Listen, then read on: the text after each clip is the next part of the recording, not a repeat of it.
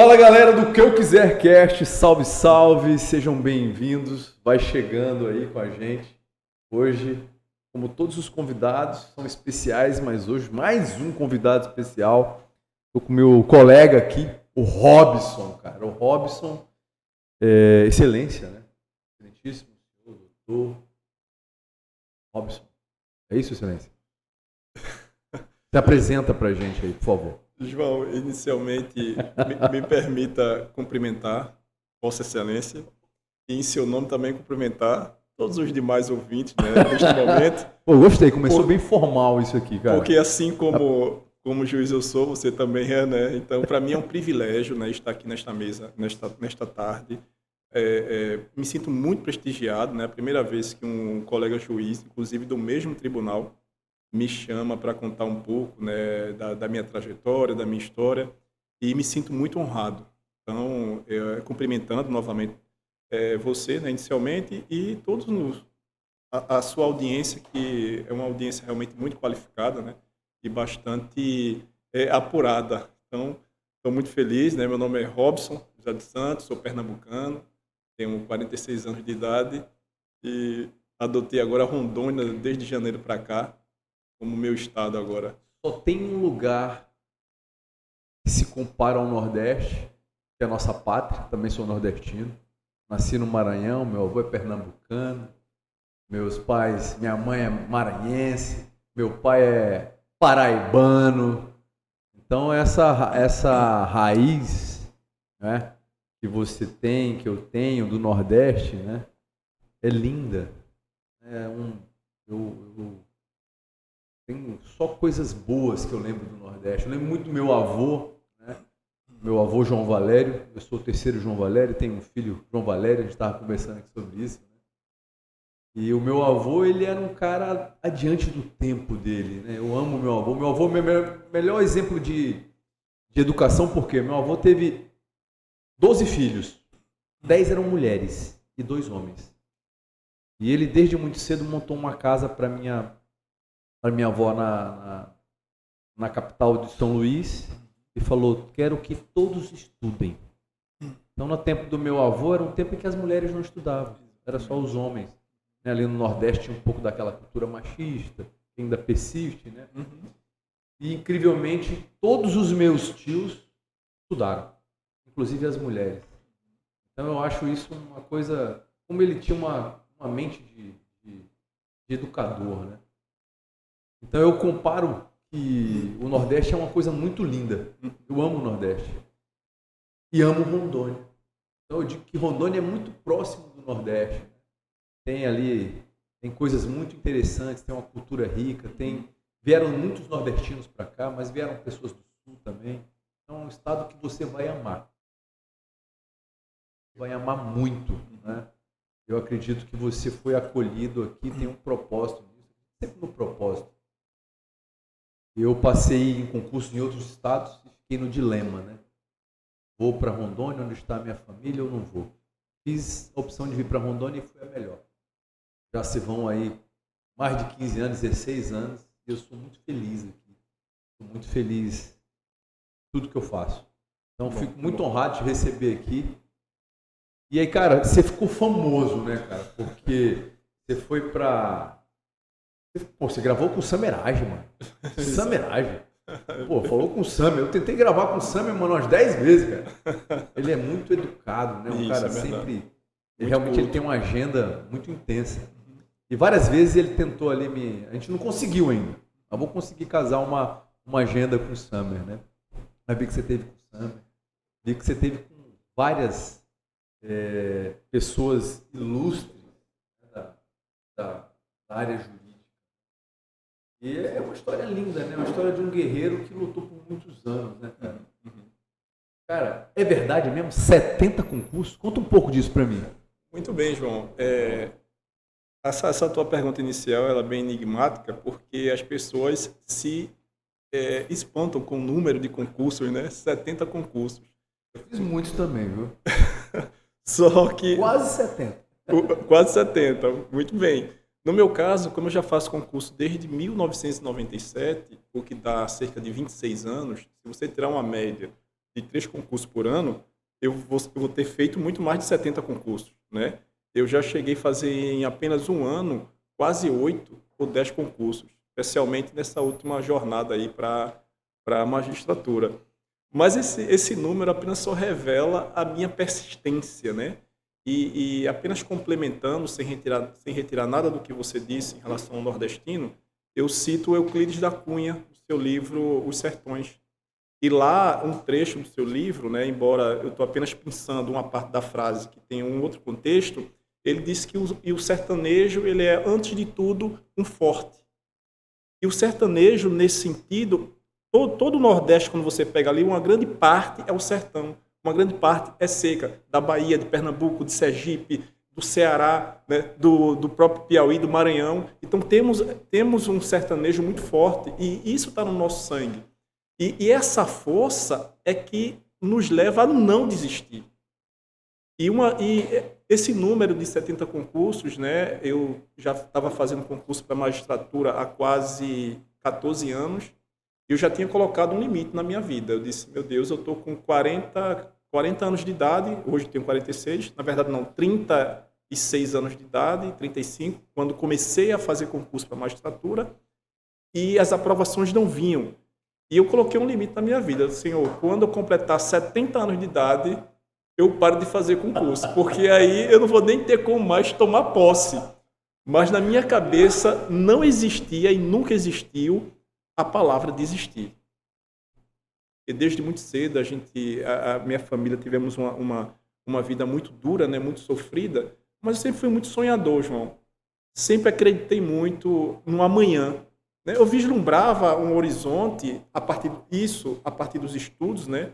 Porque assim como seu avô, né, veja como nossas histórias elas vão convergindo, encontrando um ponto de contato. O meu pai sempre dizia que a gente tinha que estudar para ser alguém na vida. Meu pai era um iletrado, meu pai era um gari, né? Isso não desmerece ele absolutamente nada, mas ele tinha um caráter, sabe, uma sabedoria que hoje eu consigo cada vez mais ver o quanto meu pai era sábio. E aprendi muito com ele, especialmente no caráter, né? Porque ele era uma pessoa muito reta. Então você vê, ele não tinha estudo, mas em relação ao caráter, que é algo muitas vezes inerente ao homem, eu acredito, né? A questão do caráter, do proceder, do respeito. O meu pai tinha uma educação que eu ficava olhando assim, que eu não tinha, como letrado, eu não tinha a educação que ele tinha. Então aprendi muito isso com ele e sempre ia estudar desde muito cedo, né? Ele, quando me via na rua brincando, lá no Nordeste, a gente brinca muito de bila, que é aquelas bolas de gude, empinar papagaio e pipa na rua, jogar futebol no calçamento para arrancar o dedão do pé. Exato. E aí o que acontece? Toda vez que meu pai me via na rua, ele mandava para casa estudar. E aquilo me dava uma raiva, eu saía chorando, que eu queria estar na rua brincando. Aí, um certo dia, eu disse, sabe uma coisa, eu já estou de saco cheio, toda vez eu estou na rua, meu pai reclama, eu fico chorando com vergonha em frente aos outros colegas, né, os amiguinhos de pelada. Não, agora sabe uma coisa, eu vou ficar estudando em casa. Aí ficava em casa mesmo, estudando final de semana, e isso foi até hoje. Até hoje. Então, essa questão dos 70 concursos está relacionado realmente à persistência. E se Deus não tivesse me agraciado agora, né, eu teria continuado, esse número iria aumentar. E é engraçado que eu brinco, João, dizendo que eu acho que Deus olhando lá de cima, né? Aí quando eu estava já tinha feito 69 concursos, e ele disse, esse cara não vai desistir. Tu fala o seguinte, eu vou passar tu mesmo, tu vai ficar nesse aí, porque ele não ia desistir. Aí eu acho que Deus disse, não, eu vou, sabe, ele vai passar nesse aí mesmo. Agora eu vou consagrar ele. Uhum. Cara, eu leciono há mais tempo do que estou na magistratura. Na verdade, eu era professor. Eu comecei o ensino ali a ser professor da superior, na UBRA, bem jovem, né? Comecei com 23 anos. E ali eu também começava a estudar para concurso, mas ainda advogando, né? Pensando o que ia fazer ou não. E ao longo dos anos, eu detectei que, em relação à minha experiência, às vezes o postulante a uma vaga de concurso público, ele não aprendeu a estudar. Então, muitas pessoas estão ali, às vezes, gastando um tempo com livros, com várias coisas, mas o quanto ali é efetivo o aprendizado dele, né? Na verdade, eu aprendi a estudar porque quando eu estava lá no meu curso de Damásio, uma pessoa muito estudiosa lá, né? Ela é até promotora, chama Duli Senai, e ela ficava estudando o tempo todo. Eu falei, nossa, eu não levanto daqui enquanto essa pessoa não levantar.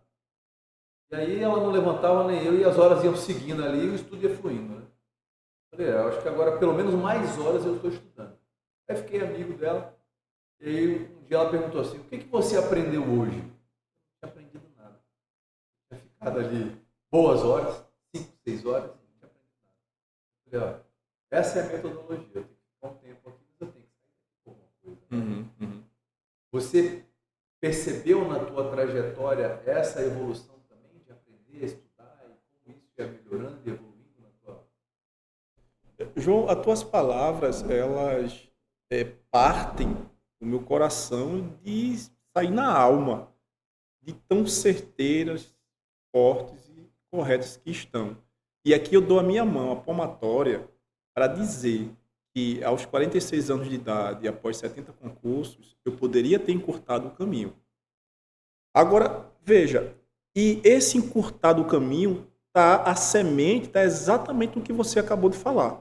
É a metodologia, é a forma de estudo. E aí, realmente, eu confesso que também eu não posso me culpar, porque eu era sozinho. Eu era sozinho, sem uma bússola, para ter um caminho, né? Na minha família eu não tinha referência, eu não sou uma família que tinha referência, não é? Entrei na faculdade também muito tarde. Nessa faculdade de Direito eu comecei aos 31 anos de idade. Então veja, o que acontece é que se eu tivesse realmente um foco, ou uma bússola, ou um caminho, como você acabou de dizer, eu teria chegado bem antes. E para sua felicidade, né, e também para mim, é claro, mas para sua, porque você é mais novo do que eu e entrou bem mais antes na magistratura do que eu, lhe alertaram antes. E aí você ligou o alerta e disse, não, realmente eu estou desnorteado, né? E isso que você fala, eu só vim perceber, João, depois de um bom tempo assim de estudo, sabe? Talvez depois de 6, 7 anos. Durante esse período eu descobri que eu estava com depressão e isso dificultou muito ainda meus estudos, porque eu não me concentrava, não conseguia me concentrar para os estudos, né? A minha vida no meu seio familiar já estava difícil em razão da minha depressão, aquela coisa toda. E a depressão é um mal do século, né? O mal do século. Muitas vezes a gente tem esse mal e não sabe. E isso e esse meu problema de saúde ajudou a me prejudicar, né? No sentido de não ter um rumo, não ter um rumo. Mas a partir daí, depois que eu fiz o tratamento, depressão, aí meus olhos, a visão do mundo foi outra. Eu sentava na cadeira, colocaram uma lente. Eu consegui agora sentar ali naquela cadeira e ficar, sabe, 2, 3 horas direto, lendo atentamente, sem desviar para celular, para nada. Até podia estar caindo um avião ali ao meu lado e eu não parava ali, me desconcentrava. Então, o que você falou é muito importante. Inclusive, se tiver algum estudante ou concurseiro, né, nos ouvindo, ele procure o mais rapidamente possível uma bússola, né? Um objetivo, é isso que eu quero, fazer um cronogramazinho de estudo, sabe? Ter método e você pode chegar lá, entendeu? Um livro muito legal que eu usava, que é o livro do William Douglas. Você gostaria de perguntar sobre provas que não tem para quem? Tem o quadro de horário geral, tem algumas coisas iniciais que são elementares para você organizar o tempo. Organizar a tua plataforma de estudo. Nós estamos falando muito de concurso. Na verdade, eu quero saber mais do coração. Então, você já falou, identifica com a alma do sertanejo, que é acima de tudo muito forte, a pessoa que persiste, a pessoa que luta. A tua história é de luta, de persistência realmente. E aí você chegou aqui, você foi trabalhar, você foi festejado, foi acolhido pelo Estado, pelas pessoas, pelo Brasil. Depois que você sentou lá, né, esse é um momento legal quando a gente senta lá, porque a gente nunca foi aquilo, né? A gente nunca foi um magistrado. E a gente senta naquela cadeira com toda a humildade do mundo, né? Para dali em diante começar os primeiros passos. Quando você sentou naquela cadeira ali, no teu primeiro dia, olhou para aquele ambiente, para as pessoas que estavam próximas, qual foi assim os pensamentos que acompanhavam o Robson nesse momento inicial? Você lembrava dos tempos estudando, lembrava das coisas que tua mãe e teu pai falavam, ensinavam? O que era mais forte nesse momento? João, quando eu me sentei inicialmente, né, eu acho que na posse mesmo, quando eu enverguei a toga para tomar posse, vem dois sentimentos na minha cabeça que persistem até hoje. Eu estou desde 10 de fevereiro, cerca de 4 para 5 meses como magistrado. E é um tempo ainda razoável, pouco tempo, 5 meses. Mas todos os dias que eu acordo, eu não acredito que sou magistrado. Todos os dias que eu olho no espelho, eu não acredito que sou magistrado. E quando eu acredito, João, e quando eu passo a acreditar que sou magistrado, vem em mim uma carga de dor, às vezes até de perda, de abdicação. Vem um conflito para saber se todo esse esforço, porque durante esse período um casamento de 20 anos foi embora, se todo esse esforço realmente valeu a pena. Final de semana, aniversário, Dia das Mães, Dia dos Pais, muitas reuniões dos meus filhos, aliás, em escola, eu não ia para ficar estudando, sabe, confraternização no final do ano. João, é incontável os anos 31 de dezembro que eu ficava em casa estudando, cara. Eu ia para a igreja, porque na época eu participava da igreja evangélica, e a gente tem a tradição de romper ano na igreja. E aí eu ia assistir o culto ali, rapidinho já voltava para casa para no outro dia, 1 de janeiro, já estar estudando.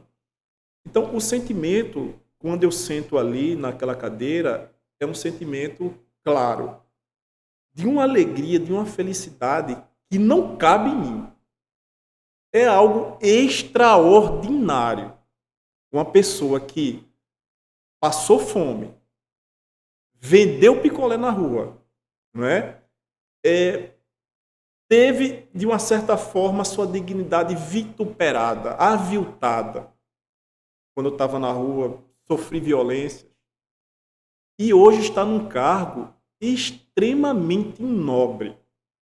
Isso traz para mim, João, quando eu sento naquela cadeira ali, uma responsabilidade, um cuidado que você não tem noção. Você, claro, como magistrado, e que foi magistrado muito novo, eu dou graças a Deus de não ter sido magistrado também muito novo, né? Por quê? Porque hoje eu vejo que quanto mais experiência eu tive de vida, de passar pelo que eu passei, hoje eu tenho mais serenidade. Hoje eu tenho mais aquele senso, não que outro magistrado que seja mais novo, que entrou agora, não tenha, não é isso que eu quero dizer. Cada um tem sua história, e eu tenho a minha e me orgulho dela. E a minha história é essa, a minha história é de muito sofrimento, mas hoje sentado na cadeira de muito orgulho, sabe? De muita responsabilidade, e dizer assim, com muita força, que Deus, ele existe. E ele transforma o homem do nada para um rei, por exemplo, um governador do Egito, como é José. José era um escravo e foi governador do Egito. Então, João, eu peço a você que faça perguntas menos emocionantes para mim, porque esse tipo de pergunta eu estou ficando aqui, daqui a pouco eu choro. A gente não veio para falar de concurso, a gente veio falar do coração. Isso que é a mensagem. Eu sempre acreditei que o nosso lema do que eu quiser cast é semeando a palavra. Lógico que eu também tenho minhas convicções, né? Eu leio a Bíblia, sou evangélico também. Mas independente de religiosidade, de qualquer coisa, né? Realmente semeando a palavra em todos os sentidos. Que seja uma palavra bíblica, que seja a palavra do Robson, mas é para essa palavra chegar ao coração. Eu sempre acreditei que tem algo aí dentro do Robson que é para o João. Tem algo dentro do João que é para o Robson. E nós nos validamos nesse momento como irmãos realmente que somos. E essa é a nossa natureza, é a nossa vida, e é assim que tem que ser o mundo, né? Então a gente veio para falar do coração. A sua trajetória é linda, né? Você falou de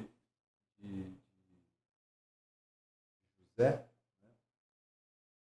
E ele foi honrado. Você foi honrado também. Você foi honrado. Você é magistrado. Mas mais do que isso, com o passar do tempo, depois de 16 anos como magistrado, eu penso que o mais importante é o que foi plantado nos nossos corações. A simplicidade, uma coisa rica que a gente precisa ter ali para resolver o problema das pessoas. Ali é a última instância, às vezes, para as pessoas. Elas estão desesperadas, né? E a gente tem que ser simples no trato, simples na solução. A gente tem que ser simples com as pessoas.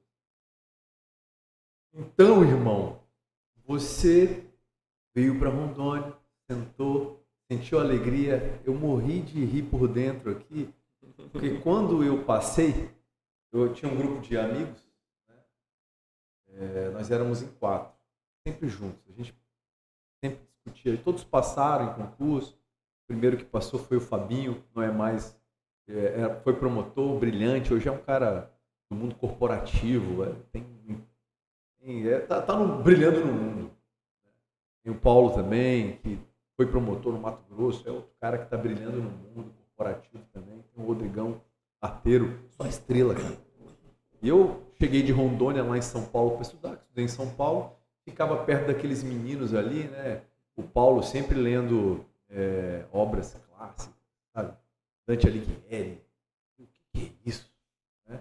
Eu ia bebendo daquela coisa que aqueles caras tinham ali, né? E fui aprendendo muito. Mas tanto eu quanto o Fabinho, quando a gente passou, uma das coisas que a gente conversava é que a gente não acreditava também, sabe? Parecia um sonho. É muito parecido com isso que você fala, né? Então talvez seja uma sensação que muitos tenham, né? Parece que de repente a gente estava sonhando com aquilo e de repente aconteceu. Né? E é uma missão nobre, é uma missão legal, como todas as outras são importantes, né? Não é só um juiz que é importante, as pessoas que trabalham em outros cargos são importantes. Está chegando o Geraildo aqui, grande parceiro do mundo corporativo também, Cicobi, o cara... são pessoas que construíram uma trajetória, né? Mas o que tem de mais importante, eu acredito, nessas pessoas, é o que elas têm no coração. Né? E aí eu te pergunto uma coisa, o que é mais forte em você, assim, de personalidade? Você acha que você parece mais com sua mãe, com seu pai? Quem que é esse Robson aí? Essa foi boa, pelo visto. Essa foi uma pergunta. Eu acho que um pouco dos dois, né? O meu pai, ele já houve o passamento dele, né? Antes da pandemia, em 2018. Por coincidência, quando ele foi para UTI, eu estava fazendo a prova no Acre, para juiz, né? Mas Deus me deu essa felicidade de poder vê-lo ainda com vida, mesmo que entubado, antes dele falecer. Me lembro que estava lá em Rio Branco fazendo a prova da magistratura e em seguida seria a de Rondônia. Então, o meu pai, o que é que eu posso dizer que eu tirei do meu pai? Eu tirei do meu pai foi a vontade de estudar. A vontade de estudar, de crescer, porque ele colocava em mim, né? Como eu bem te falei, embora ele fosse iletrado, ele queria que nós estudássemos de forma, sabe, para chegar em algum canto, e esse canto eu não sabia qual era. E da minha mãe, eu acho que, além das características físicas, né, porque você vê a foto da minha mãe, é mesmo que está me vendo. Eu acho que eu lembro, já vi a foto de você. Tem lá no Instagram, né, a foto da minha mãe. Eu acho que eu tirei isso, a persistência, né? Porque a minha mãe também, ela foi uma mulher, é uma mulher muito batalhadora, né? Hoje ela já está aposentada, mas só para você ter ideia, para a época da década de 70, 1977 foi quando eu nasci, ela me teve com 30 anos de idade, né? E para aquela época era uma exceção, porque as mulheres normalmente, né, tinham filhos muito cedo, de maneira muito jovem. E após meu nascimento, minha mãe ainda teve mais 4 filhos, né? Somos 5, mais uma irmã minha que é adotada, somos 6. Então, a minha mãe foi muito batalhadora, foi muito persistente, né?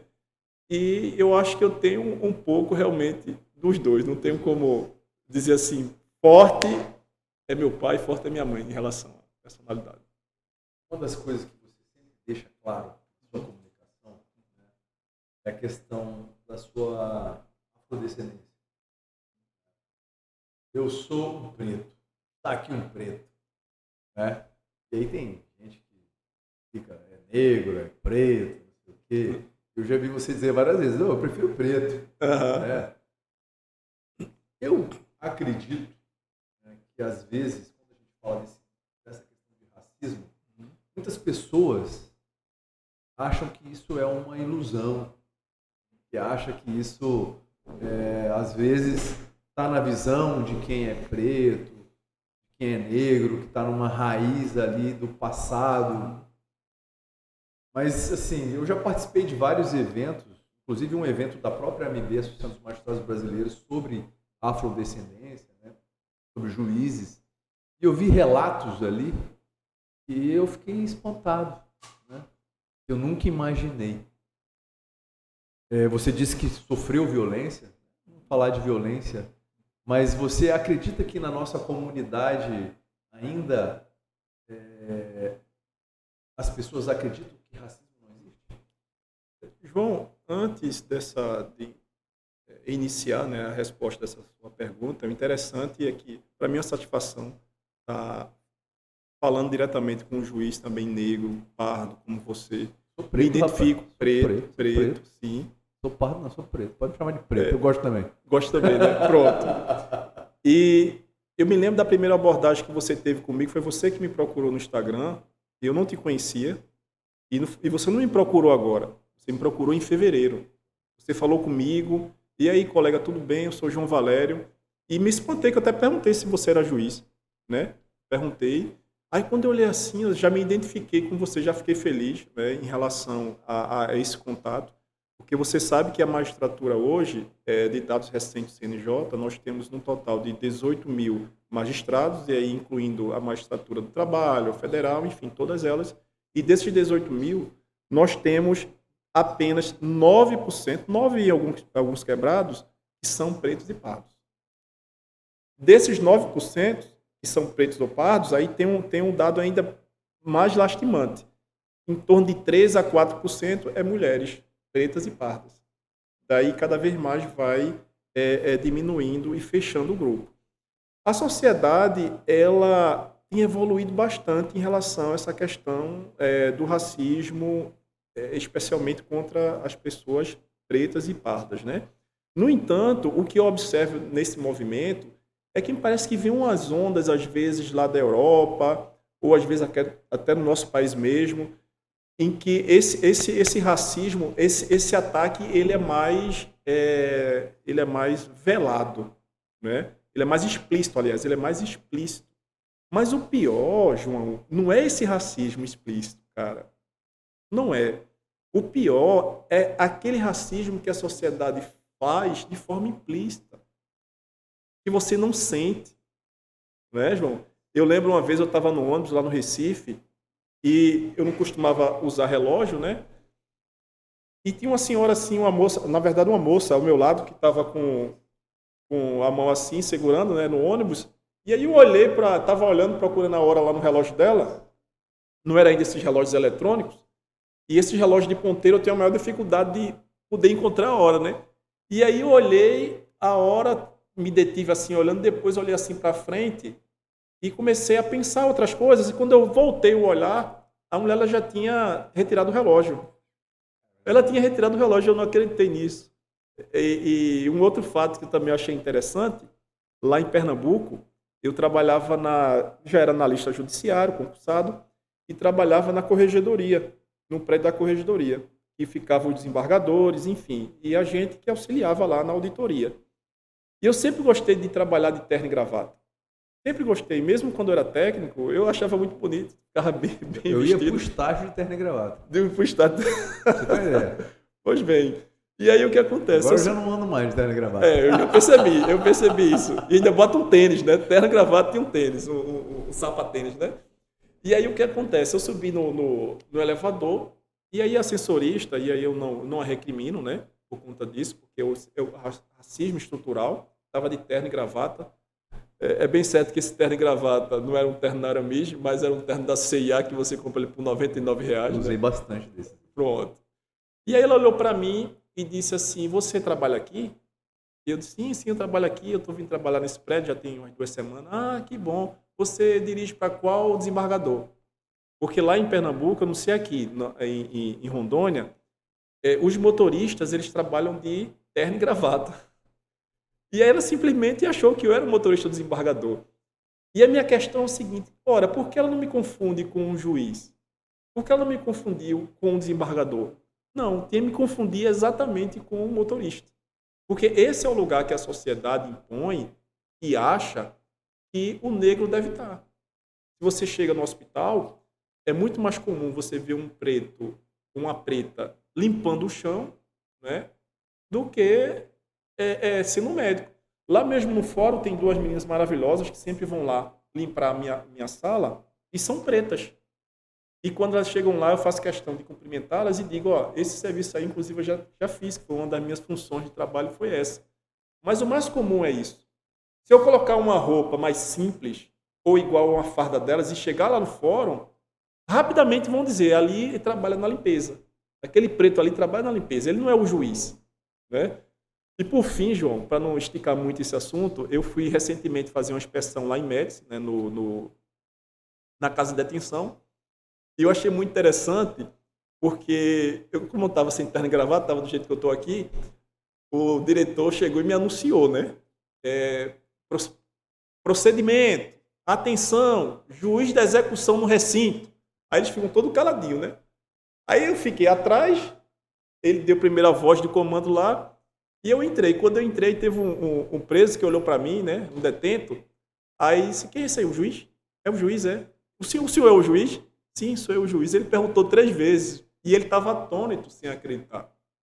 Porque é muito mais comum você encontrar um juiz de pele bem mais clara, né? Que isso não desmerece de forma nenhuma. Isso preciso deixar claro, né? Que tanto o juiz negro como o juiz de pele clara, todos os dois são merecedores. E nenhum é mais importante do que o outro. Não é isso que eu quero dizer aqui. Eu quero dizer do recorte social. O nosso país demorou, sabe, vários anos para poder a abolição da escravatura. E isso fez com que a quantidade de marginalizados negros fosse maior. E caminhando só mais um pouquinho, João, me permita, quando nós vamos para o recorte carcerário, você encontra a maior quantidade de negros, de pardos lá, por uma razão muito simples. Por uma razão simples. Uns vão dizer, pela teoria de Lombroso, que já foi revogada faz muito tempo, que aquele criminoso nato, que aquele negro ali, porque nasceu na favela, é bandido. Não é. Não é. Eu nasci em favela e estou hoje aqui. Eu nasci praticamente numa favela lá em Recife, numa comunidade muito... Não era palafita, não era aquelas casas de madeira, porque lá no Nordeste tem. As favelas hoje no Rio são de cimento, mas enfim. E a minha comunidade era assim, uma comunidade pobre, né? E aí essa população carcerária, ela é assim porque a maioria das pessoas pobres que não tiveram oportunidade, estudo na vida, saneamento. Eu não tive saneamento básico, João. O esgoto do vizinho lá em cima, ele passava pela porta da minha janela do meu quarto, porque eu morava em área de encosta. E em área de encosta, você mora um embaixo e outro lá em cima. E quando chove, você fica, sabe, com o coração na mão para a barreira não deslizar. E o esgoto do vizinho passava na minha janela. Eu dormia todos os dias com aquele cheiro do esgoto ali, era esgoto céu aberto, não tinha saneamento básico. Então é negado saneamento básico, é negado atendimento médico hospitalar, odontológico. Tá, rapaz, eu quase que morro uma vez com dor de dente. Devo ter arrancado os 2 dentes podres da minha vida. Eu só sei que 2 eu tenho implantado. Acho que foi os que arrancou daquela época. Não é? Então a gente está nesse nicho, não é lixo, é nicho. E esse nicho, essas pessoas são empurradas para a criminalidade. Eu tenho amigos que foram mortos, né? Tenho amigos que foram presos, mas é porque eles queriam? Não, é porque eles estavam naquela situação ali que acabou levando. E no recorte da pobreza, a pobreza tem cor. A pobreza tem cor, João. E é por isso que a maioria, quando você chega no presídio, você encontra a maioria de pessoas coloridas, mais pretas do que mais brancas. Legal, amigo. Estamos caminhando para o nosso final aqui. Nosso podcast ele tem uma duração aí mais curta, não é tão grande, né? Para a gente ter aí uma atenção sobre os assuntos, né? Que a gente está conversando. Falamos sobre coisas importantes, falamos do racismo, falamos da persistência, da alma do guerreiro, né? E o Robson, ele chegou lá para muitas pessoas. Quando olham, falam assim, o Dr. Robson agora ele é juiz. Ele foi picolezeiro, ele vendeu pipoca, ele foi bombeiro, ele foi analista judiciário, ele é juiz, ele chegou lá, né? Você passa uma mensagem de que é possível. Muitas pessoas vão ouvir o podcast, né? E muitas pessoas estão talvez em dúvida se é possível ou não, se ela pode. Quando ela olha para o Robson, ela fala, olha, se o Robson conseguiu, eu posso conseguir. Eu sempre falei isso também, olha, se eu conseguir, qualquer pessoa consegue. Agora, se essa pessoa que está ouvindo fosse perguntar, eu estou te perguntando aqui representando elas, né?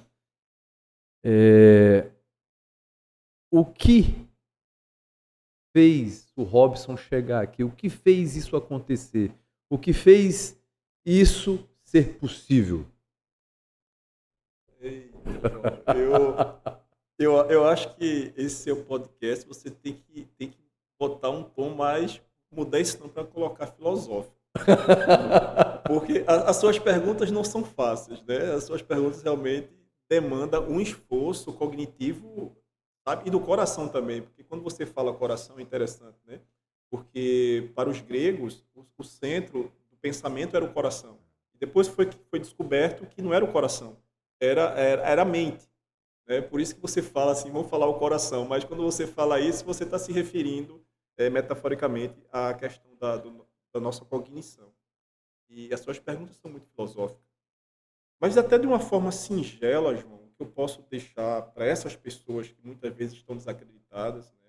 Eu recebo muito no meu direct do Instagram, pessoas até bem mais jovens do que eu. Eu estou com 39 anos, estou com 35 anos, eu já desisti, já sabe? É porque eu tenho não sei quantos filhos, é porque... Enfim, cada um tem sua dificuldade. E dentro dessa dificuldade, João, o que é que eu identifico? Eu identifico que a minha vida, ela vai ao encontro, ela é semelhante de milhões de brasileiros, João. Não é um nem dois, não, é de milhões de brasileiros. Se você falar um pouco só da sua vida aqui, eu tenho certeza que parte dela vai colar exatamente com as dificuldades que eu tive. Né?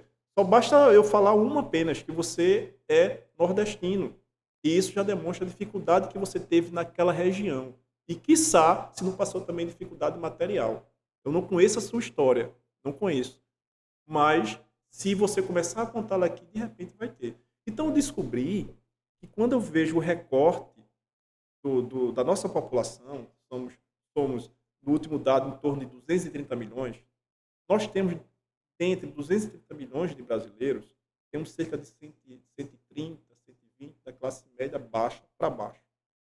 Aí você pega dessa classe média para baixo, você pega 50 milhões de pessoas que vivem perto da miséria. Pessoas que acordaram hoje, ou tomam café ou almoçam.